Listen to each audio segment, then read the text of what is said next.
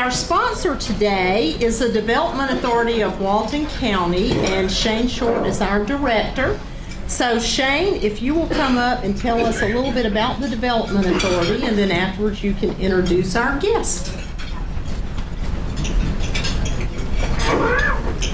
Well, first, Terry, I want to put on my derby hat and get my cold beverage, because if you didn't see the sign out here, you need to take a look at it. On May the 7th, the Chamber is having the Walton Derby. This will be our third year doing this. And how many of you have been to the Walton Derby before? What did you think about it? Did you like it? Wonderful. All right. And for those of you who've never been, you need to get your tickets like these other folks I'm sure are going to do and come back to the Derby. It is a great time. We will see the actual Kentucky Derby that afternoon at 6:24 p.m. on the dot, and then we'll have some great barbecue, and then we'll have the Walton Derby. It's a lot of fun. Meredith and I have organized this thing in the past couple of years, so listen, make sure you get your Derby tickets and support the Chamber of Commerce. We're going to have a good time again this year. We're going to have a few changes this year. We try and make it a little different every year. So anyway, that's my Derby spiel. That's right. Changing hats now, back to the Development Authority. You know, years ago, our county, Newton County, Morgan County, Jasper County had the foresight to create what's now known as Stanton Springs, the joint development park run by the Joint Development Authority of those four counties, with the original goal of attracting major bio-life type science or research type industries to our area. It is a model of success for what they were able to accomplish, and in doing so, that Joint Development Authority that we participate in, and Kevin sits on that authority, who's with us today, Chairman Little, it's just been a wonderful success. At the time when they recruited Baxter, one of the largest companies to locate in the United States during that time, and one of the largest in the state of Georgia. And it's just been a tremendous asset for us, and not only in our community, but for our state. And we are very privileged and proud to have them in our community. And today, you're going to hear a little bit more about Baxalta and what's going on down there specifically, and Baxter in general. But I'd like to introduce to you our speaker, who's Nikki Smith, who's been with Baxalta now, or Baxter, for 16 years. And if you're looking for a job, Nikki's the one to talk to, because she's responsible for all the hiring going on down there. And I understand that this year alone, they're going to be hiring 450 individuals, and with a local concentration. So if you know of people who are qualified for those jobs or looking for a new job, that would be a tremendous opportunity for somebody. But please forgive her for the next part. I want to tell you, she is a graduate of the University of Florida with a Bachelor's of Science in Biology. But she's here now, a lot closer to our famous university in Athens. So we're glad to have her here with us today. So Nikki, thank you so much for being here. Thank you. Appreciate it.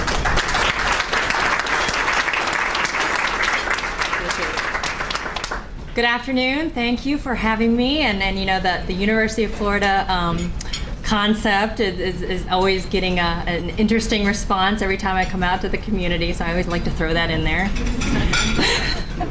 So I'm happy to be here this afternoon, and as Sean said, I have worked with the company for numerous years, coming from a different location from Florida, and moved specifically to help support the Covington facility here in your community, and have been with the project for over 2.5 years, and really been in charge of not only the staffing for the facility, but also as we continue to grow the teams, helping to kind of build the infrastructure with policies and such with those employee groups.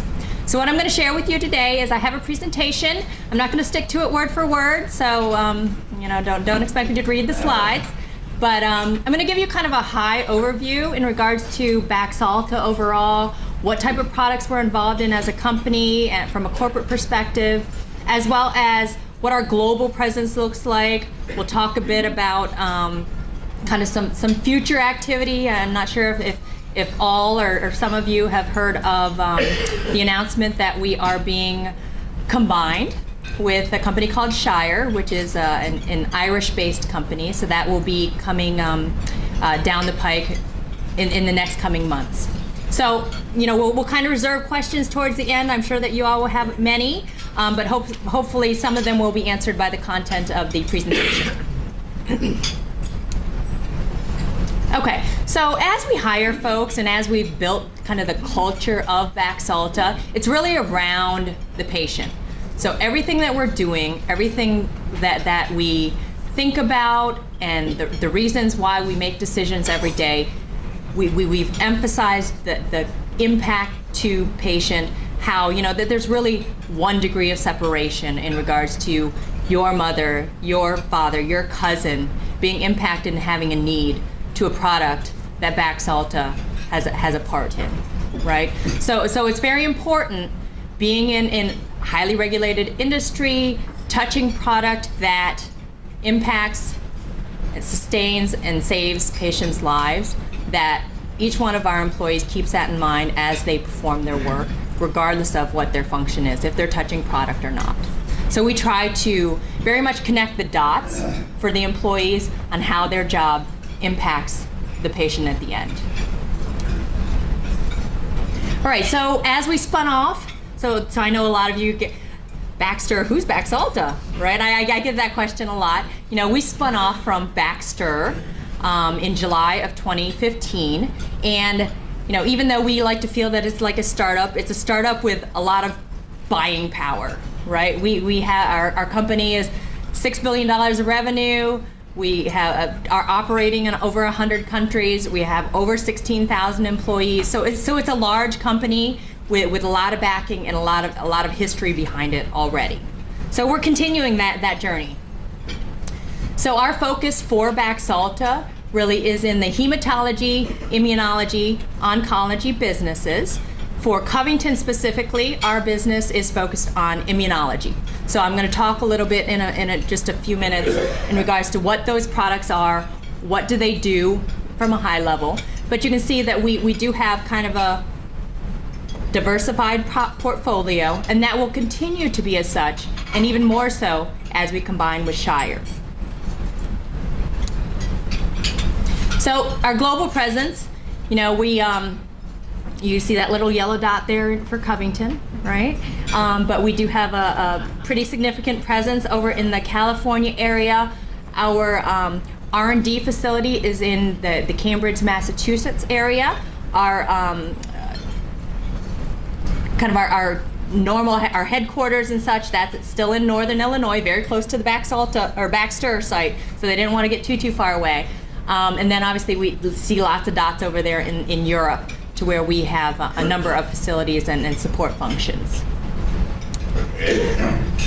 So here's what the Shire Baxalta portfolio looks like. You see a lot more products, lots of different areas that we're involved in, and this will kind of come to fruition. We're anticipating somewhere near the middle of this year, so it is quickly approaching. Lots of integration conversations, analysis and such are taking place as we speak on both sides of the fence, and really kind of anticipating what we call day one of combining companies and efforts. All right, so I'm going to bring it kind of closer to home, really kind of hone in from a Covington perspective and focus on the facility that's right down the road. It took me 22 minutes to get here, so it wasn't too bad.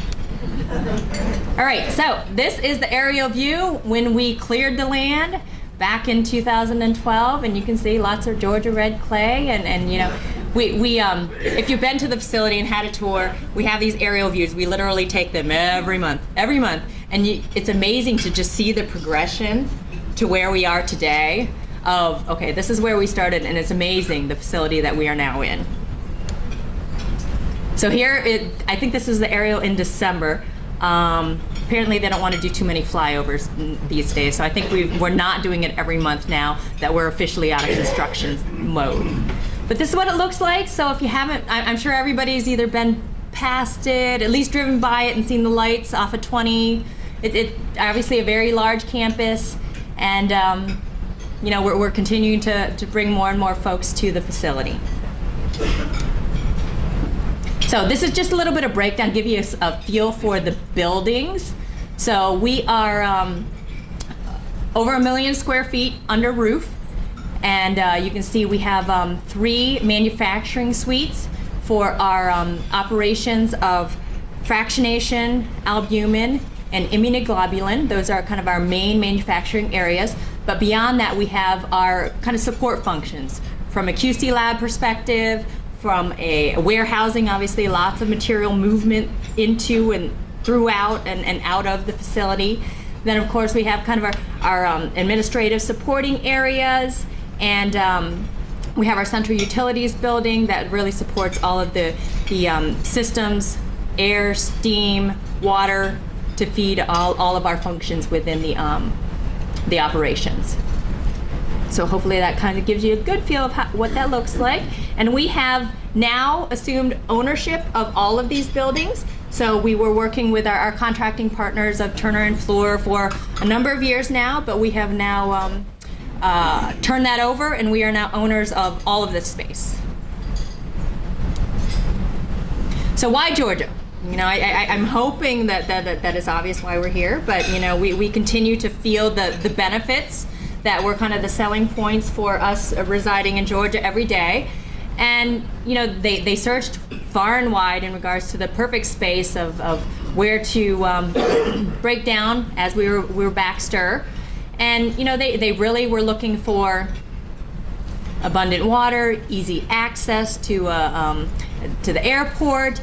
You know, they were looking for a large pool of available employees who would have what we call transferable skills, right? So we knew as we were coming into the area that Georgia wasn't at that point in time kind of the hotbed for biotech and pharma, but we also knew that Georgia would have that supporting arm of the Quick Start training program to help us train transferable employees that could easily be able to move into positions within our industry. So that has been a great partnership, and I realize the benefits of that really every day. I'm very entrenched in terms of the candidate pools, the assessments that we're participating in, as well as hiring and meeting all the talent that we're bringing in high volumes. All right, so our facility, you know, the premise behind the facility is twofold. A lot of people are asking the questions, okay, are you taking something away from another facility? Is that what the intention is with the Covington site? You know, it's not that. What it is that we are expanding our capacity to be able to provide the therapies that we are manufacturing to the patient base. Patient demand is continuing to grow, and in order for us to meet that demand, we need to increase our capacity. So that's one of the reasons why we're here. The other reason is to create redundancy within our footprint, to where we don't just have this process happening in just one place, to where if something happens, we suddenly cut off the patient supply, right? So now we have some options there to toggle back and forth between the different facilities that provide these products. So the investment is greater than $1 million or $1 billion, and it seems to me it continues to grow every day when I see the dollars go by. We talked about the space, and then from an employee perspective, you know, the 1,500 employees, this is across Georgia. This not only includes our site right here in Covington, but it also includes the plasma donation sites that Baxalta has also opened within Georgia as well. We've opened 3 of those in 2015. So our schedule, as I said, you know, construction completed in 2016. You know, the construction that still has to be done is really site stuff, kind of making adjustments from when we were in temporary space and we had kind of temporary activity happening in certain places. But the buildings, for the most part, totally complete, and as I said, turned over to our facility. From there, all of our teams are actively and busily involved in what we call CQV activities. It's commissioning, qualification, validation. So as a biotech pharma type of company, we are highly regulated, and we need to make sure that every single process, equipment, and system is operating the way it's intended, and that it is indeed going to produce the end product that we're looking for, that's safe and of great quality for the patient. So that's the activity that we're fully entrenched in at this point. Striving ahead for the licensing process with the FDA through, through 2018. I always get the question of, well, when are you guys going to be open and operational? So it means lots of different things. There's many milestones between that. But what we deem kind of open and operational is when we are able to produce commercial product out of that facility. So it's going to be sometime in late 2018 is what we're shooting for. Okay, so we've kind of talked about a few of these items in terms of just last minute things. Okay, it always works great on paper, right? And then you suddenly get into it and you're doing the testing, and then there's little things, little quirks as you start things up that you gotta kind of do some tweaks and adjustments to. So we have what we call punch list, and all the engineers and such are working through those punch lists as they go along. Hiring. This is very busy activity. So now through the rest of 2016 and early 2017 is really our highest volume of hiring that we're going to experience on the project. I'll just give you a snapshot example. Amazing how these numbers just float through my head. In February, we had a total of 125 on-site interviews. And it's busy, so those interviews are very involved. We're making sure that we are talking to and understanding and selecting the right candidate for every job. So, that's a lot of commitment from our interview teams, and a lot of activity. That volume is continuing on. Just to give you an example as well, I referenced the pre-employment assessments up here with Quick Start for our manufacturing associate population, which is really kind of our highest volume of jobs that we have available and are hiring for. We have employees who have that transferable skill go through an assessment process first before we even talk to them.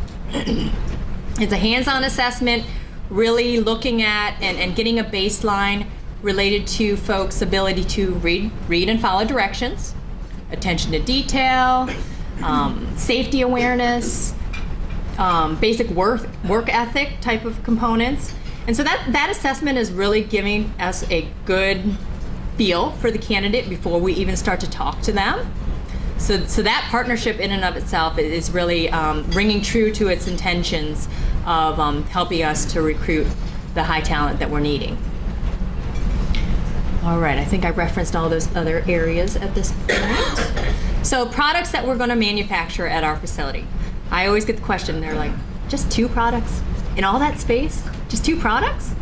Yeah, so it's going to be very high volume, and these are very involved processes, right? So GammaGuard, which is the shelf name for our immunoglobulin product, is one of the products, and this is a therapy that helps folks who have immune deficiencies. So some of you may recall the old movie in the 70s, I think it was, John Travolta, Boy in the Bubble, where the guy didn't have all of the immune fighting ability to stave off any bacteria and viruses that all of us are kind of able to stay healthy with every day. So that's one of our products. We will be finishing this product in our facility, and what that means is we're going to be aseptically filling into these vials, different sizes, and we will be packaging and shipping it straight from our facility in Covington. And then the other product that we're going to be manufacturing is called Flexbumin. So Flexbumin is an albumin product, still from the human plasma, and this is a product that is used for trauma patients, sometimes burn patients, really folks who need an immediate kind of blood extension. Maybe they don't have easy access to a transfusion, that type of thing. Maybe they're out in a field. Lot of usage in kind of the military and war zones and that type of thing. Okay, so those are really the two products that we're initially focusing on. You know, our footprint lends itself to expansion even within the space that we already have. So they were forward thinking in that regard, but we're not trying to get too ahead of ourselves, and we're trying to just kind of focus on getting up and operational with these items first. So I did kind of reference a little bit about this process being very involved. So how do we make these products from soup to nuts? So it really starts with the plasma collection process.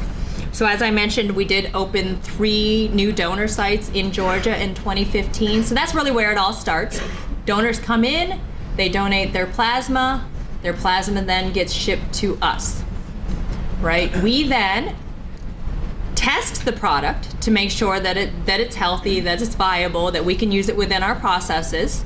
And we have an arm of the BioLife division, which is still part of Baxalta, right under our 4 walls as well. So they're not having to transport it once, then transport it again to our operations. It's right there, right on our campus. From there, we go through a fractionation process. So it's a highly complex series of centrifugation, filtering, and really taking and fractioning out to the lowest level of protein within that plasma content.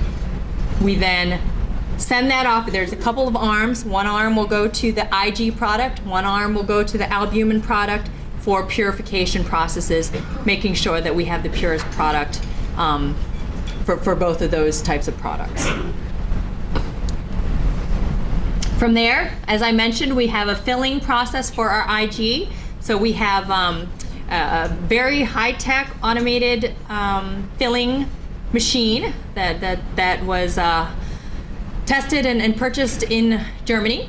So that is over here. We also have what we call an isolator that helps to keep the product and process aseptic, free from germs. And you can see it's in operation now. This is probably one of the most amazing machines that we have on site. And it's filling all of these vials to be then packaged and shipped straight from our facility. All right, so hiring update. Beginning 2015, I probably have exact numbers. We're going to go ahead with an estimate of 500. I think right now at the moment we're sitting at 533, give or take none. So we're continuing to hire at a high rate of folks. You know, as Sean said, our expectation is 300, 450, you know, it literally does change every day. What we're doing is we're really managing our hiring to when the work is available, right? That absolutely makes sense. We're not just going to hire people to hire people. We're going to hire people when the work's available, when it makes sense for them to be gainfully employed and contributing to the project. So that's what we're working on. You can see the areas where our focus is: high focus in manufacturing, quality control. We need to test all of the product, processes, the equipment, the personnel, the environment, the air, the water, all of it. Any and everything that touches product is going to be tested to make sure that it is clean and we're able to move on through the process. We have a highly skilled maintenance crew that we're continuing to hire for. This is both in process, which are maintenance folks who would be touching the process equipment, making any repairs, preventative maintenance, reliability, all those types of components within the 4 walls. And then we have a utilities maintenance group that then maintains everything feeding those processes, kind of what we call outside the 4 walls, right? Warehouse, we're deeply entrenched in terms of starting to hire folks for our warehouse supply chain group, moving of product, receiving of product, making sure we're routing the product properly. So we are, even as we speak, hiring in those areas. Additionally, we have these kind of other support functions that we, not quite as high volume, but still some positions that we are looking to fill. So, if you've been by our site, then absolutely across the street is the Georgia Bioscience Training Center. You know, this facility was built to help support our efforts of hiring and training qualified folks for our facility right across the street. We utilize this. And there's at any given day, there's many Baxalta folks over kind of hawking the halls, working alongside the Quick Start folks to both develop and deliver the training needed for our folks. Here you can see the ribbon cutting for the grand opening back in September of the training center. So lots of state officials as well as kind of higher leadership folks within the Baxalta family as well. So a couple pictures inside the training center. So if you haven't been inside the training center, you need to go. It really is a sight to see, and it's very state of the art, beautiful, beautiful space. And they have been able to duplicate a number of the kind of the spaces that we would have across the street into training settings. So we have what we call a pilot lab with different levels of equipment, replicated equipment that we have across the street, probably at a smaller scale, but still very hands-on to where they can really get a real-life job preview of what they're going to be experiencing across the street. And you can see some of our folks. So these could be a combination of current Baxalta folks kind of either utilizing the space and or new folks going through training. All right, so that the Georgia Bioscience Training Center, you know, a very beautiful space right there across the street, and we've collaborated on a number of things. The assessment that I spoke about earlier, that was a collaborative effort between Baxalta and Quick Start, as well as what we call job tracks. Every single position that we have within our facility has what we call a job track, to where a new employee goes through new hire orientation. They get a core training of an overview of our processes and product. They then go straight to the job track so they can get real life, hands-on experience and insight into what they're going to be doing across. That then bridges right into what we call the OJT, which would happen in the space on the Baxalta site. All right, so beyond that, you know, we very engaged and active in terms of the community. Some of you may see us out and about in other organizations that you maybe have affiliations with, but we're more active than what I've ever seen from an employee standpoint. In my 16 years with Baxter, now Baxalta, always in HR, and it seems that HR has always kind of been the spearhead and cheerleader of all of these types of activities, right? Coming here, it's a totally different environment, right? Every single one of these activities that we have listed up here is spearheaded, driven, coordinated by the employees. It's not HR doing the work. It's not HR making the contacts. It's not HR signing people up and getting people involved. It's the employees themselves finding causes and groups that they're interested in within their communities, rallying the troops to get them involved, and making sure that they're there representing Baxalta. So it's very refreshing from an HR perspective. We just write the checks. We don't necessarily have to do all the legwork too. Okay, so that's the presentation. I know that a lot of you probably have some questions, and I can absolutely answer. I'm going to hope I can answer all of them. Anybody have questions? So when do you, on these areas, Snellville, Douglasville, and Warner Robins, do you purchase a pint of blood? So we're not taking the whole blood. It's actually a donation of the plasma, and we pay the donors to come and donate the plasma. So the interesting part is they usually locate these plasma centers in college towns, because the college students like to go and donate their plasma for extra money. So that's kind of how the method works. What do you pay for a pint? $50. Yep. So if you need extra spending money, I'm sure there's a donor site right around the corner. And this weekly. You can go weekly. Yeah, you can actually donate plasma more often than you would whole blood. I don't think it's weekly. I think it's a little bit longer of a duration than that, but you can go quite frequently. Yes. Sir. Okay, you have your training facility set up. I know you said you have like manufacturing, warehouse type jobs, but do those people also need to have that bio or background or? Nope. I'm a veterans rep. I do a lot of veterans, and we have a lot of people who have a manufacturing looking warehouse that may have that kind of experience. Might be interested in you, but I'm just trying to. Sure. So he's kind of asking whether or not the folks that we're hiring for the manufacturing areas and warehousing, do they need to have that biotech, pharmaceutical type of background? The answer is no. No, what we are looking for is a nice balance and mix, and I think that we have hired, for the majority, the industry experts, as you would say, in each of those areas. So we are now deeply entrenched in finding that transferable skill. Folks who have manufacturing experience, doesn't matter what type of industry, right? Material handling, warehousing, logistics types of experience. Those types of things are absolutely qualifications that we're looking for with candidates that we're hiring. Doesn't have to have that industry experience. What other questions? How do they go about applying for those jobs? Okay, applying for jobs. So all of you have a program, I think, or an agenda in front of you. Terry was so nice to put the website on there in terms of applying for the jobs. So if you just go to our Baxalta website, there's a careers page. From there you can actually search by location. My recommendation would be to search for Georgia.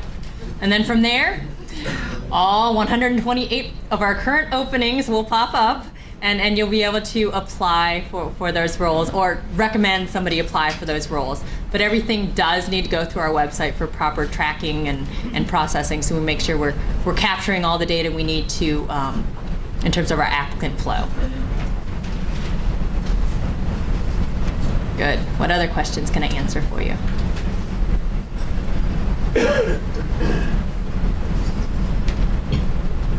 Okay.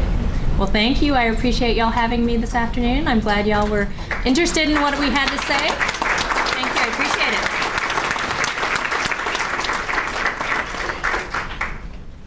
Thank you, Nikki. And we are so excited to have that SALTA affiliated with our county. And Nikki moved to Walton County, so how about that? So let's give her a hand for making a great choice and deciding to join us.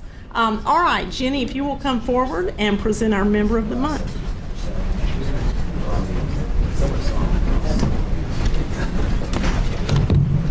Okay, for just the criteria of Member of the Month, just a review, they must be a member, obviously, must have been in existence for at least 2 years, must project a positive image, and have donated resources to the community.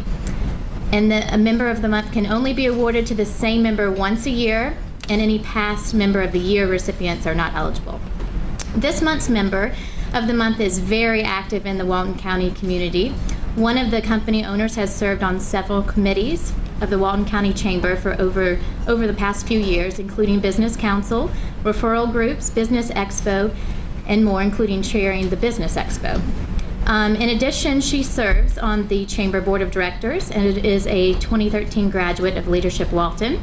She is very active in the Loganville Rotary Club and has been a past chair of that organization. This company is always willing to donate for golf tournament goodie bags as well as other community events, and always participates in the Business Expo event. It makes quite an impact too when they're there. The owners of this local company reside in Walton County, and their boys have attended Walton County Public Schools. They are always willing to help out when needed, and you will never catch them without a logo inked pen to give you. This month we are recognizing TAP Plumbing as our March Member of the Month. Renee and Joe Park are the owners of TAP Plumbing and unfortunately cannot be here today. They are off on a job site off Sugarloaf Parkway, if you want specifics. And if you haven't heard Renee's 30-second elevator speech, it always includes, when I finish here, I'll go dress down and go out on the job site with my husband, Joe, to help him, and that's very true. They've been at my house together before. So they're excellent plumbers, and we're glad to have them as our March Member of the Month. So if you will, congratulate them. And then thank you.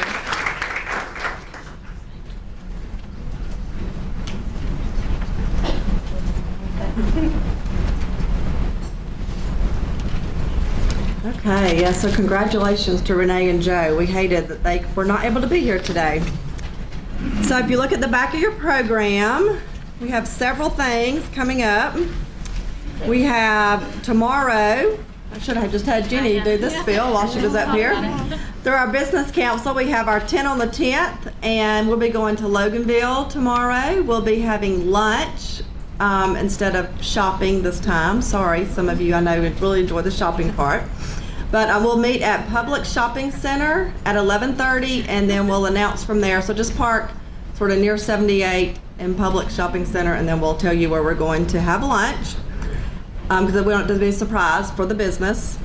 So they'll be excited to see all of us coming. So hopefully you'll be able to come. You definitely can eat there for $10 or less.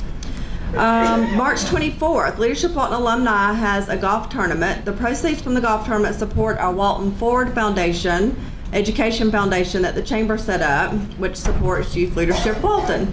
So we could not put the program on without the support of this golf tournament. So if you'd like information, there's a few golf tournament flyers on your table.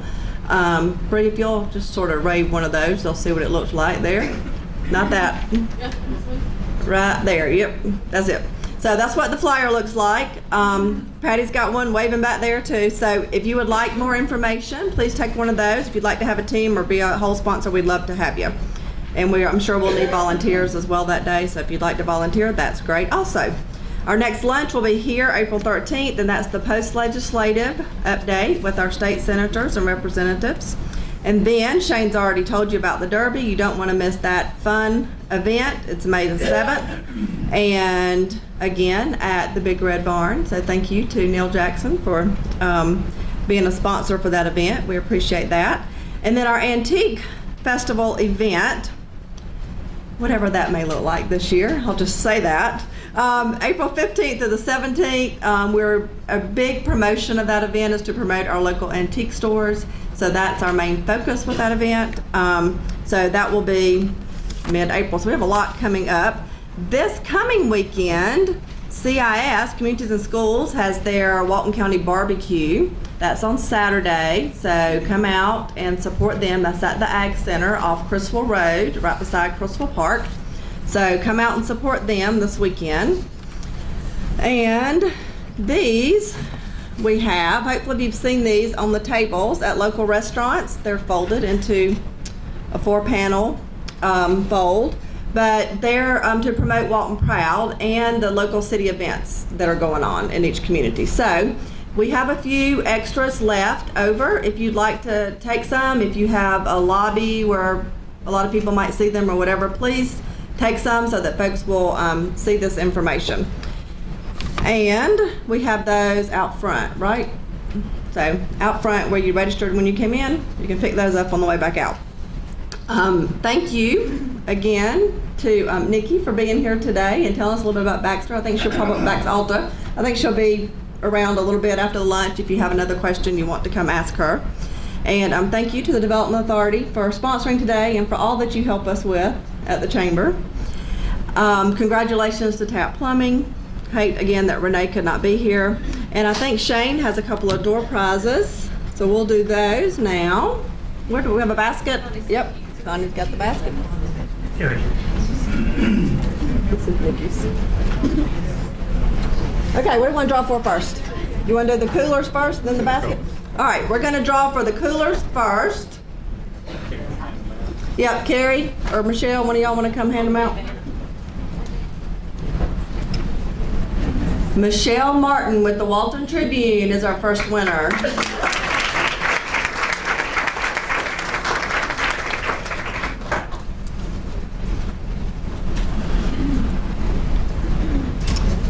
George Baker Jr. is our next winner. He said he needed to draw another one. I'm gonna make him walk all the way. I was gonna make you walk all the way over there. Thank you, dear. Our next winner is George Hinkle.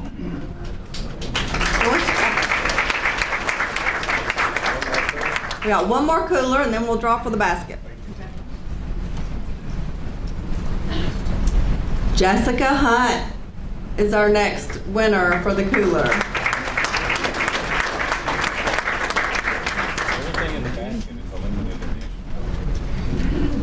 Everything in the basket, Shane says, is a limited edition. And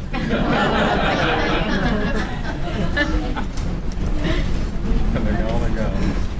When they're gone, he said. Okay, and the winner is Dr. Todd McGee, Social Circle Schools.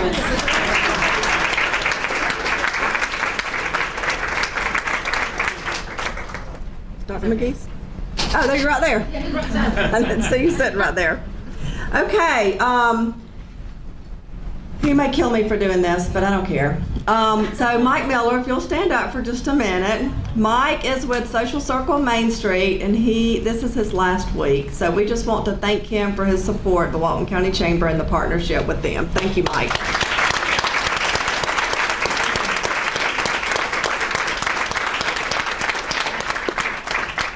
And for her employees, they have requested that we end today singing happy birthday. We have a birthday in the house. So where is Gail? She left us. She left? Okay, we're not going to sing. She knew it was coming, I guess. If y'all all will get back to your office. What's Gail's email address, Dee Dee? Okay, gailsisk@pinnaclebank.com. Everybody go back to your office and send her a happy birthday email and tell her that she missed her song, okay? So we are adjourned now. Thank you all for coming.